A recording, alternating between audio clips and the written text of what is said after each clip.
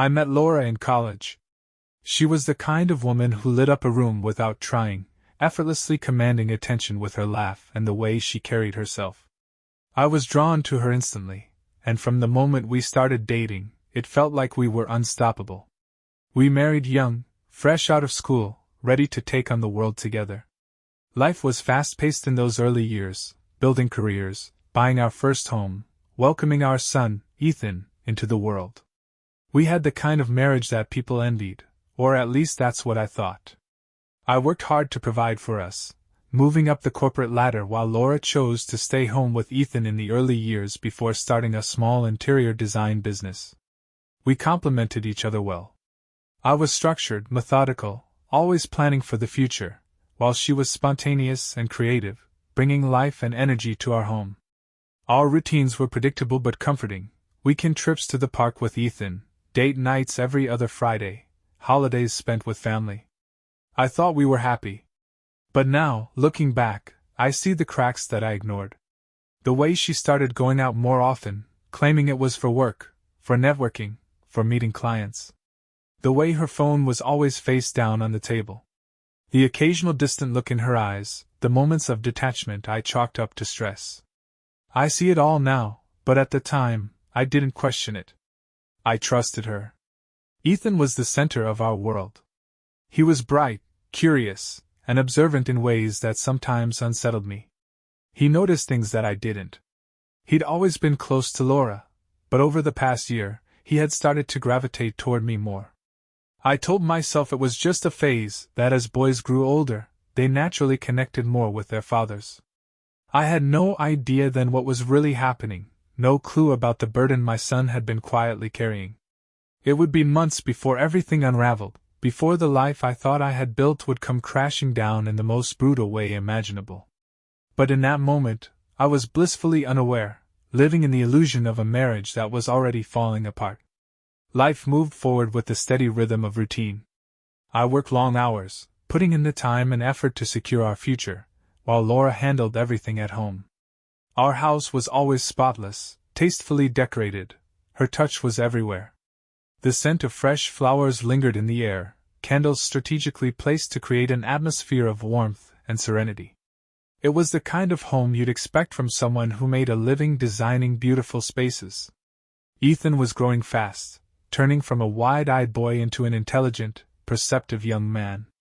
At 12, he was already taller than most of his classmates, his features beginning to sharpen into something that resembled my own. We spent weekends together, teaching him how to throw a football, watching action movies, playing chess when he wanted to prove how smart he was. He was a good kid, thoughtful and kind, though there was something in his eyes that troubled me. A shadow. I assumed it was just adolescence creeping in, the way kids begin to pull away from their parents as they get older. Laura and I still had our routines, though they had become just that, routine. Date nights still happened, but they lacked the intimacy they once had. Our conversations were mostly about schedules, bills, Ethan's schoolwork. The passion we once had seemed to have been replaced by something that resembled quiet companionship, a partnership of necessity rather than desire. I told myself it was normal, that all marriages went through phases, that once we had more time to ourselves, things would get back to the way they used to be. But there were moments, fleeting, unsettling, when I felt something was wrong. I would come home earlier than expected and find Laura startled, as if caught off guard. Her phone would buzz, and she'd glance at it quickly before flipping it face down. I caught her in thoughtful silences more often, lost in her own world. When I asked if something was wrong, she would smile, brush it off, tell me she was just tired. I believed her. I had no reason not to. Looking back, I can't decide if I was a fool or if I simply didn't want to see what was right in front of me. The small details, the subtle shifts, the moments when she seemed like a stranger rather than the woman I married. If I had paid attention then, if I had pushed harder, maybe I wouldn't have been blindsided the way I was. But I didn't. I let it go, convincing myself that everything was fine.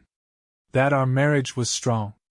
That Laura was still the woman I had trusted with my heart, my future, my family. I had no idea that trust was already broken. The weeks passed, and though life carried on as usual, an invisible weight settled over our home. I felt it in the way Laura moved, in the way she spoke, in the moments she seemed absent even when she was right beside me. At first I thought it was stress from her work, the demands of running her own business catching up with her. But the more I paid attention, the more I saw the subtle shifts in her behavior. She had become more guarded, more careful. Her phone was always face down on the counter or tucked away in her purse when it never used to be. When she texted, she angled the screen away from me, and when I walked into a room, she'd close whatever app she was using with a quick flick of her fingers. None of these things would have mattered if they had always been there, but they hadn't. At the same time, Ethan had grown quieter, more withdrawn. He had always been an expressive, open kid, someone who never hesitated to share his thoughts, but lately, he had started keeping things to himself. He spent more time in his room, and when he was around me, he would sit in silence, staring off into the distance as if deep in thought. When I asked if anything was wrong, he would shake his head, force a smile, and change the subject. I wanted to believe it was just a phase, that it was normal for boys his age to retreat into their own worlds. I ignored the way he looked at his mother sometimes, his eyes filled with something I couldn't quite decipher, something that seemed too heavy for a child to carry. One night, I came home late from work, exhausted and ready to collapse into bed. Laura had already gone to sleep, claiming she had a migraine, but Ethan was still awake, sitting at the kitchen table with a half-empty glass of milk in front of him. He wasn't reading or watching anything, he was just sitting there, lost in his thoughts. I ruffled his hair as I walked past, teasing him about being up so late, but he didn't smile the way he usually did. Instead, he just looked up at me with a seriousness that unsettled me. After a long pause, he asked me if I thought people could change. It was such an odd question coming from him that I almost laughed, brushing it off with a casual answer. He nodded but didn't say anything else, simply getting up and walking to his room. I thought about that conversation later, about the way he had hesitated before speaking, about the way his fingers had gripped the edge of the table like he was holding something in. I had no idea what he was really asking me that night. Despite all of this, I still convinced myself that everything was fine. I had spent over a decade trusting Laura, believing in her, and I wasn't going to let paranoia take that away from me. But then, on an ordinary Friday evening, that trust was shattered. Ethan had a soccer game, and I had planned to leave work early to watch. Laura had told me she couldn't make it, she had a last-minute meeting with a client, and wouldn't be able to get away. It wasn't unusual for her schedule to change, so I didn't think much of it. But as I was driving toward the field, stopped at a red light near our neighborhood, I saw her car parked on a quiet residential street. I frowned, confused, until my eyes landed on the house it was parked in front of. Through the living room window, I saw her. She wasn't in a meeting, she wasn't rushing to get anywhere, she was inside that house, standing close to a man I didn't recognize. They weren't touching, but the way she leaned toward him, the way her head tilted back as she laughed, the ease in her body language, it was unmistakable. The light turned green, and the car behind me honked, but I didn't move. I just sat there, gripping the steering wheel, feeling something inside me crack wide open. I had spent months ignoring the signs, rationalizing the changes in her behavior, dismissing my own instincts. But there was no explaining this away. I wasn't being paranoid. I wasn't imagining things. The woman I had built a life with, the woman I had trusted above all else, was standing in another man's house, looking at him in a way she hadn't looked at me in a long time. I went to Ethan's game that night, cheered him on, and drove him home as if nothing had changed. I ate dinner with my family, had a conversation with Laura about how her meeting went, and kissed her goodnight. But everything was different now.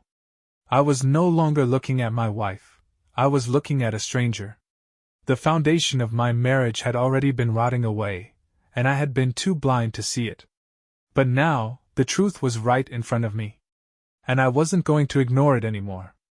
The next morning, I woke up early, my mind still clouded with the weight of what I had seen the night before. Laura lay beside me, curled beneath the sheets, her breathing steady and peaceful, as if she had nothing to hide. I stared at the ceiling, replaying the image of her inside that house, the way she had laughed so freely with that man, the way her body had leaned toward his. It made my stomach turn. I forced myself to get up, moving through my usual morning routine, but everything felt different now. The home we had built together, the kitchen where we had spent years making breakfast as a family, the scent of coffee filling the air, none of it felt real anymore. It was like I was watching my own life from the outside, waiting for something to snap me back into the person I had been just 24 hours earlier, the man who had still believed in his marriage. I had choices now. I could confront Laura immediately, demand to know the truth, force her to admit what I already knew. But something in me hesitated. I needed more than just suspicion. I needed proof, something undeniable, something she couldn't twist into an excuse.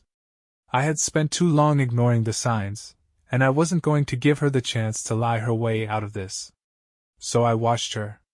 I paid attention to every detail I had once overlooked, the way she checked her phone when she thought no one was looking, the way she lingered in the bathroom just a little too long, the way her work meetings had suddenly become more frequent, always taking place in the evening, always requiring her to be gone for hours at a time. Ethan was watching her too. He didn't say anything, but I could see it in his face, the way his eyes flicked toward her when she left the room, the way he barely spoke to her at dinner. He had always been close to his mother, always running to her with his thoughts and stories, but lately, there was a distance between them that I hadn't noticed before. I thought back to that night at the kitchen table, when he had asked me if people could change. He had known. Maybe not everything, maybe not the full extent of it, but he had known enough. And I had been too blind, too trusting, too much of a fool to see it. A week passed, and I told myself I wouldn't act until I had more answers. That resolve was tested when Laura came home late one evening, nearly midnight, smelling faintly of a cologne that wasn't mine. She kissed me on the cheek and whispered that she was exhausted, that the client meeting had run long. I nodded, pretending to believe her, pretending not to notice the way her blouse was slightly unbuttoned, the way her lipstick was smudged at the corner of her mouth. I clenched my jaw as I watched her walk to the bathroom, my fists curling against the urge to follow her, to grab her shoulders and shake the truth out of her. But I didn't. Instead, I went to bed, staring at the ceiling, feeling the rage build inside me. I started checking her phone. I had never done it before, never felt the need to invade her privacy, but now I had no choice. She was careful, too careful. No suspicious messages, no obvious signs of infidelity. But then I noticed that she frequently deleted entire message threads, leaving no trace of who she had been talking to. It was too deliberate, too neat. I dug deeper, searching through our phone bill records, and that's when I found it. Dozens of calls to the same number, always late at night or when I was at work, sometimes lasting over an hour. I stared at the number, my heart pounding. This was it. The proof I needed. I didn't confront her right away. I needed more. I started following her, keeping my distance, watching as she left the house on the nights she claimed she was working late. She never went to an office. She never met with clients. Instead, she drove across town, always to the same quiet street, always parking in the same spot. And every time, she walked up to that same house, the one I had seen her in that Friday evening.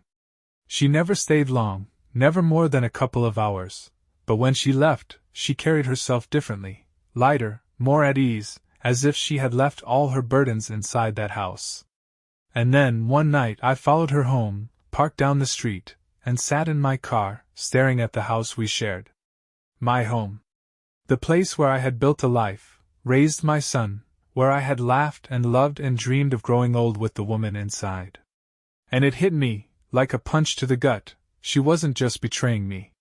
She was doing it while living under my roof, smiling at me every morning, lying to my face every night. I had been a fool. But I wouldn't be one for much longer. The weight of what I knew settled over me like a sickness, twisting in my stomach, poisoning everything around me. Every moment with Laura felt like an act now, a carefully constructed lie that I was forced to play along with. I watched her move around our house, pretending to be the loving wife, the devoted mother, all while carrying a secret that she must have thought would never come to light. The way she smiled at me, the way she placed her hand on my arm during dinner, the way she kissed me goodnight, it was all a performance, a deception so seamless that I almost wanted to admire it. Almost. I knew I had to act, but I couldn't rush it. If I confronted her now, she would lie. She would cry, she would twist the story, she would find some way to make herself the victim. No, I needed something undeniable, something that would crush any chance of escape, any excuse she could fabricate. I had already found the calls and the texts, already seen her outside that house, but I needed more. I needed to catch her in the act, to see it with my own eyes. So I waited. I carried on like everything was normal, pretending to be the same oblivious husband I had been for months. I kissed her goodbye in the mornings, laughed at her stories, complimented the meals she cooked, and all the while I watched. I paid attention to the small things, the way she checked her reflection a little too often before leaving the house, the way she spent extra time in the shower when she came home late, as if she were washing away the evidence of her betrayal. She thought she was being careful, but she had no idea that I was now more careful than she could ever be. Ethan remained silent, but I knew he was watching too. He wasn't just distancing himself from her, he was avoiding her. He barely spoke to her, barely acknowledged her presence. Whenever she kissed him on the forehead or ruffled his hair, he would tense, like he was forcing himself to tolerate it. He had always been close to Laura, always looked at her with admiration, but now his eyes were filled with something else. I didn't want to believe it, but I knew the truth, he had seen something. Maybe not everything, but enough to know that his mother wasn't the person he thought she was. Then the opportunity came. A Thursday night. Laura told me she had a late meeting again, something about a last-minute client emergency. I nodded, pretending to believe her, and told her I had a work dinner. She kissed me on the cheek, grabbed her purse, and walked out the door with the same effortless confidence she always had. I waited exactly 15 minutes before I followed. I knew where she was going, knew the route by heart now. I kept my distance, making sure she wouldn't notice me trailing behind. When she pulled onto that familiar street, I parked a few houses down, watching as she got out of the car. My hands gripped the steering wheel so tightly my knuckles turned white. This was it. I had spent weeks preparing for this moment, but nothing could have prepared me for the rage that boiled inside me as I watched my wife walk up to that door, knock once, and step inside without hesitation. I didn't follow her in. Not yet. I sat there, staring at the house, letting the reality of it all settle in. She wasn't just having an affair, she was comfortable here. This wasn't a one-time mistake, wasn't some moment of weakness. This was planned, deliberate. She had built a second life in that house, a life where I didn't exist. And that was when I knew. There was no fixing this. No forgiveness. No coming back. I stepped out of my car, my heart hammering in my chest, and walked toward the house. It was time to put an end to the lies. The night air was cool, but my blood was boiling as I walked up to the house. My heart pounded in my chest, my fist clenched so tightly I could feel my nails digging into my palms. Every step I took felt heavier than the last, but there was no turning back now. I had spent too long pretending, too long swallowing my suspicions, too long being made a fool of in my own home. That ended tonight. I didn't barge in. I needed to be smart. If I lost control, if I let my rage take over, she would find a way to make me the villain. No, I needed her to have no way out, no chance to manipulate her way back into this marriage. So instead of storming inside, I moved to the side of the house, my footsteps careful, my breathing slow and measured. There was a window near the front, slightly open, and as I got closer, I could hear voices, hers and his. I heard Laura laugh first, a soft, teasing sound that sent a fresh wave of fury through me. That laugh used to be mine. It was the sound I had heard countless times in our home, in our bed, the sound that once made me feel like the luckiest man in the world. But now it was for him. I forced myself to focus, my pulse hammering in my ears as I listened. She was talking in that sweet, affectionate tone, the one she had stopped using with me long ago. She called him baby. She told him she missed him. She told him she hated sneaking around but that it was all going to be worth it soon. My stomach twisted as I heard the sound of movement, the unmistakable rustling of sheets, the low murmur of words I couldn't quite make out. I didn't need to hear more. I had all the proof I needed. I could have walked in right then, confronted her, forced her to face what she had done. But standing there, listening to her betray me in real time, something inside me shifted. I realized that catching her in the act wasn't enough. I didn't just want to expose her. I wanted to make sure she paid for what she had done. She had risked everything, our marriage, our home, our son's trust, for this. And she had done it right under my nose, thinking I would never find out. That was her biggest mistake. I turned away from the window, forcing myself to walk back to my car, my hands shaking with barely contained rage. Storming in there wouldn't change anything. She had already made her choice. Now it was time for me to make mine. The drive home was a blur, my mind racing with everything I needed to do.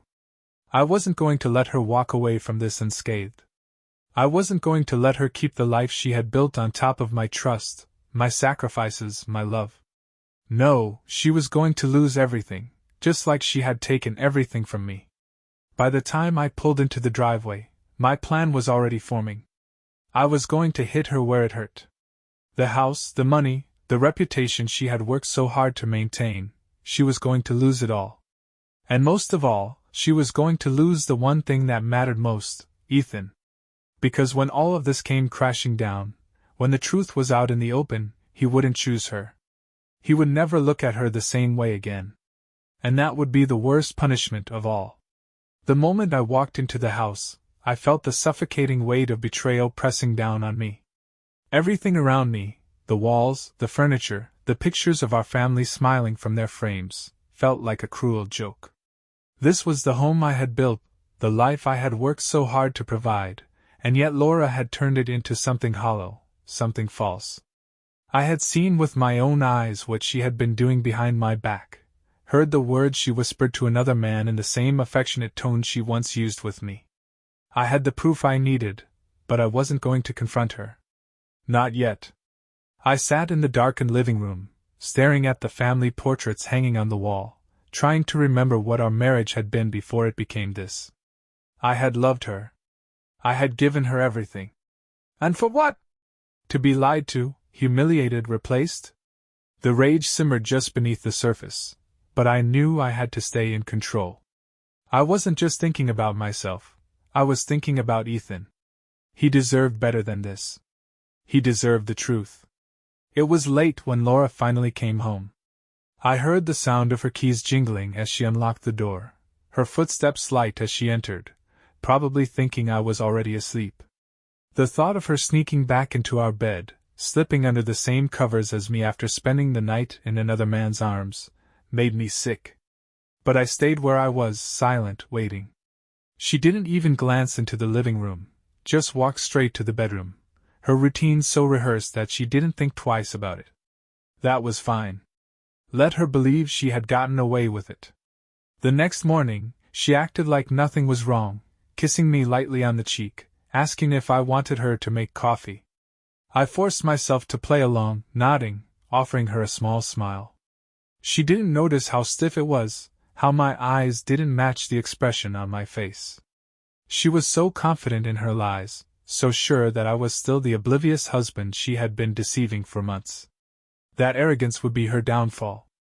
But Ethan knew something was off.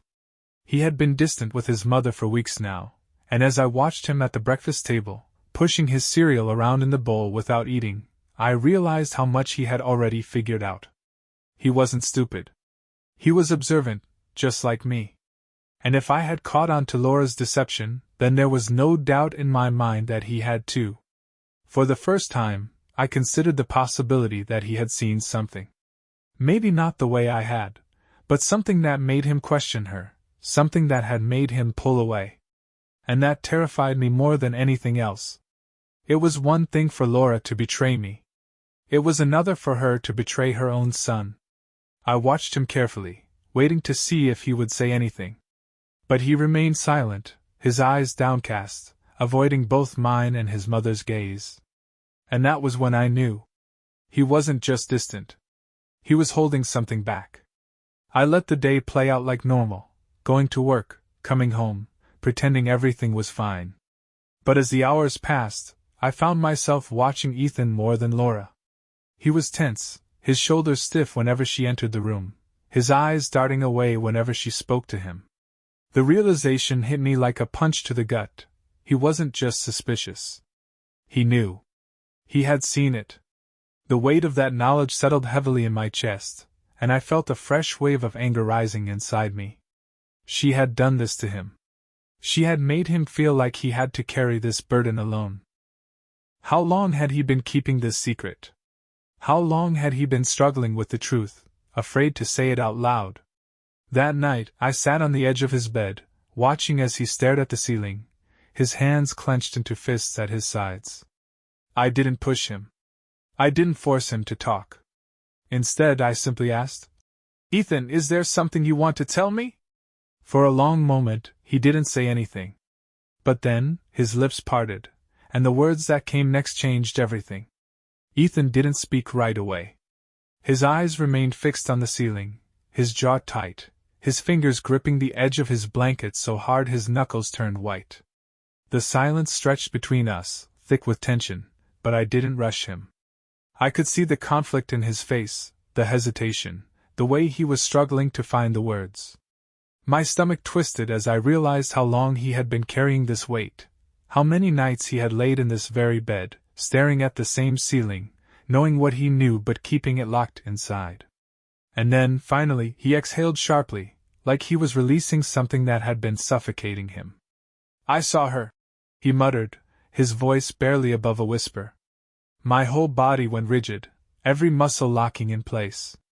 Even though I had suspected it, even though I had been watching him and noticing the signs, hearing him say it out loud was like a knife to the gut. I swallowed hard, keeping my voice steady. "What do you mean, Ethan?" His eyes flicked toward me, uncertain, as if he was still afraid to say the truth. But then something inside him broke, and the words started spilling out. "I saw Mom with him." His voice cracked slightly, and he clenched his fists tighter. "A few weeks ago. I wasn't supposed to be home. I told her I was going to a friend's house, but I forgot my phone, so I came back. I saw her through the window, in the living room." My breath hitched. "What was she doing?" I asked, though I already knew the answer. He shut his eyes tightly, like he was trying to block out the memory. "She was kissing him," he said, his voice full of something raw and painful. "On the couch. Our couch." A deep, violent rage surged through me, unlike anything I had ever felt before. The image of Laura, my wife, wrapped in another man's arms, in my house, on my furniture, while my son watched from the outside, burned itself into my brain. It wasn't just the betrayal that gutted me. It was the fact that she had done this where our son could see. She hadn't just destroyed our marriage. She had shattered Ethan's trust, ripped apart his innocence, forced him to bear witness to something no child should ever have to see. I forced myself to breathe, to push down the fury boiling inside me. "Why didn't you tell me sooner?" I asked gently, even though I already knew the answer. Ethan's eyes opened, filled with guilt, as if he thought he had done something wrong. "I didn't know what to do," he admitted, his voice small. "I thought maybe it was a mistake. That maybe I was wrong. But then, she started acting weird. She would go out more. And I knew." His throat bobbed as he swallowed hard. "I just didn't know how to tell you, Dad." I reached out, gripping his shoulder, anchoring him to me. "You did the right thing," I told him, my voice firm. "You're not responsible for this. She is." For the first time in weeks, Ethan looked at me with something that resembled relief, but it was brief, fleeting. The damage had already been done. He had seen his mother for who she really was, and there was no coming back from that. I stayed with him for a while, sitting in the silence, listening to his breathing as he tried to process everything. And as I sat there, something inside me hardened. There would be no confrontation, No messy argument where Laura got to twist the story and make herself the victim. She didn't deserve that chance. No, this wasn't going to end with just words. It was time for her to lose everything. The rage I felt wasn't the kind that burned hot and fast. It was cold, calculated. The kind that settled deep in my bones and refused to leave. Laura had made her choices, had destroyed our marriage, had betrayed me. But worst of all, she had betrayed our son. She had taken the one thing that mattered most, Ethan's trust, and shattered it. That was something I couldn't forgive. That was something she was going to pay for. I spent the next day preparing, making calls, gathering every piece of evidence I needed. I had already checked our phone records, already followed her to the house where she met him. But now, I needed to ensure that when I confronted her, there would be no escape, no way for her to twist the truth. I retrieved security footage from our home cameras, ones she had probably forgotten even existed, showing her sneaking into the house at odd hours, dressed differently than when she had left. I checked our bank records, noting the unaccounted for withdrawals, the hidden expenses that she thought I wouldn't notice. I even went through her personal laptop when she left it unattended, finding just enough to confirm what I already knew. Then I met with my lawyer. I wasn't just going to leave her. I was going to take everything. The house? Mine. The savings? Mine. The custody of Ethan? Mine. She had already thrown away our family, so there was no reason for me to pretend there was anything left worth saving. That evening I waited. Laura came home like she always did, smiling as if nothing had changed, as if she wasn't leading a double life behind my back. She kissed me on the cheek, asked about my day, and I forced myself to answer, to let her believe for just a few more moments that she still had control. But I was done playing my role as the oblivious husband. After dinner, I sat in the living room, waiting for her to finish her shower. Ethan had already gone to bed, and the house was quiet, the only sound the ticking of the clock on the wall. When she finally walked into the room, drying her hair with a towel, she looked at me curiously, sensing the shift in the air. I gestured for her to sit down. She hesitated but eventually did, crossing her legs as she looked at me expectantly. And then I laid it all out. I told her I knew everything. The other man. The lies. The betrayal. I told her about the calls, the secret meetings, the nights she came home thinking she had fooled me. I told her about Ethan, about how he had seen her with his own eyes, about how she had destroyed not just our marriage but his trust in her. And then I handed her the divorce papers. Her face drained of color. For the first time in months, she had nothing to say. No excuses. No fake tears. Just silence. I leaned back, watching her. "You're going to sign them," I told her calmly. "You're going to leave this house. You're going to walk away with nothing. And you're never going to lie to Ethan again." Her lips parted like she wanted to argue, to beg, to fight, but she must have seen something in my eyes that told her it was useless. I wasn't the man she had manipulated for months. I wasn't the fool who had trusted her blindly. That man was gone. And in his place stood someone who was ready to destroy the life she had tried to build on lies. Laura stared at the divorce papers as if they were something foreign, something impossible. Her hands trembled slightly as she reached for them, her face pale, her lips pressed together in a tight, thin line. She was still trying to process what was happening, still trying to find some way out of it. I could see it in the way her eyes darted toward me, calculating, desperate.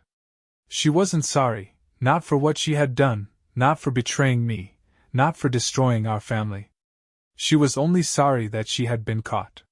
She opened her mouth to speak, but I cut her off before she could even start. "Don't," I said, my voice calm, but firm. "I don't want to hear it.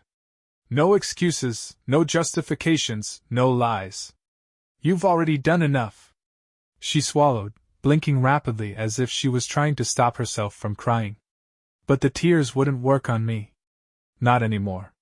Maybe once, a long time ago, I would have softened.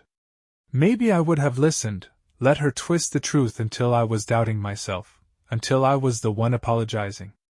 But that version of me was gone. She flipped through the papers with shaking fingers, her breath coming out uneven. "You can't do this," she finally muttered, her voice barely above a whisper. "This is my home too." "No," I corrected her, my expression cold. "This was our home. Until you decided to bring another man into it." Her eyes widened, panic flashing across her face. She must have thought I only knew about the affair but not the full extent of her betrayal. The fact that she had done it here, in my house, under my roof, while our son was just rooms away. That was what made this different. That was what made this unforgivable. I leaned forward, resting my elbows on my knees, my voice deadly quiet. "You don't get to play the victim, Laura. You threw this away. You made your choice. And now you're going to live with it." She shook her head, her breathing uneven. "Ethan knows," I cut in, my voice sharp. "He saw you. He saw you with him." Her entire body went still. The color drained completely from her face, and for the first time, I saw something that almost resembled real fear in her expression. Not fear of losing me. Not fear of the divorce. Fear of losing Ethan. I let the words sink in before I continued. "He hasn't looked at you the same since. He barely speaks to you. And do you know why? Because he's disgusted by you." I saw her flinch at that, but I didn't stop. "You broke something in him, something you can't fix. And I will not let you do any more damage to him." Tears welled in her eyes, but I didn't care. She wasn't crying because she regretted what she had done, she was crying because she knew she had lost. She opened her mouth again, and for a brief moment, I thought she might try to fight, to argue, to scream. But then, she exhaled shakily and dropped her gaze to the papers. Her hand still trembled as she reached for the pen, and I watched, silent, as she slowly scrawled her signature across the bottom of the page. The moment the ink dried, it was over. She wasn't my wife anymore. She wasn't anything to me anymore.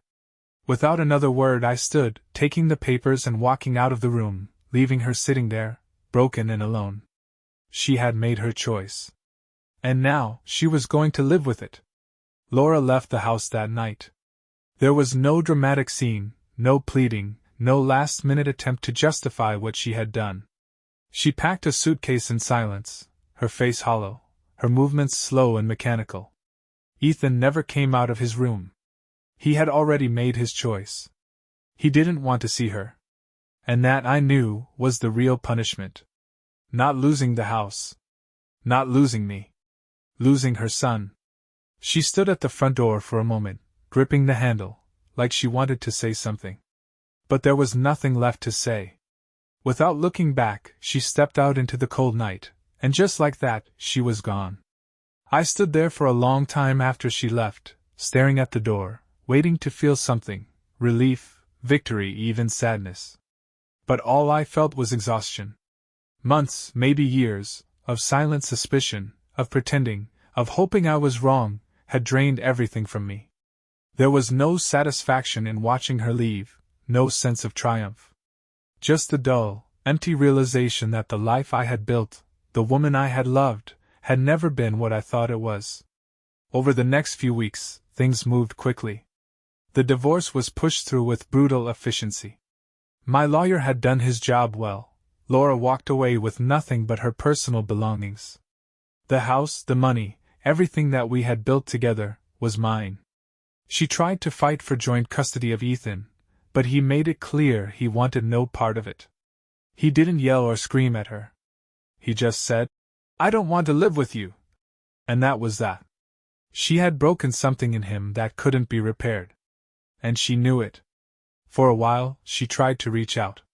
She sent messages, left voicemails, even showed up outside the house once. But Ethan never responded. I never responded. Eventually, she gave up. I heard from mutual acquaintances that she had moved in with the man she had thrown everything away for. I wondered if she thought it was worth it. If she lay awake at night in someone else's bed, missing the life she had destroyed. If she ever regretted losing the son who once adored her. But I never reached out to ask. Time passed, and slowly, the house began to feel like mine again. The shadows Laura had left behind started to fade. Ethan and I settled into our new routine: movie nights, weekend trips, conversations that grew lighter with each passing day. He was still hurt. I knew that. But he was healing. And so was I. One evening, months after Laura had left, Ethan sat beside me on the couch, flipping through channels. He hesitated for a moment before speaking. "Are you happy, Dad?" he asked. I thought about it. About the anger, the betrayal, the nights I had spent lying awake, reliving every moment, wondering what I could have done differently. And then I thought about now. The quiet peace in our home. The way Ethan had started smiling again. The way I no longer felt like I was suffocating in my own life. I looked at my son, the person who mattered most in all of this, and I gave him the only honest answer I had. "I will be." And for the first time in a long time, I believed it.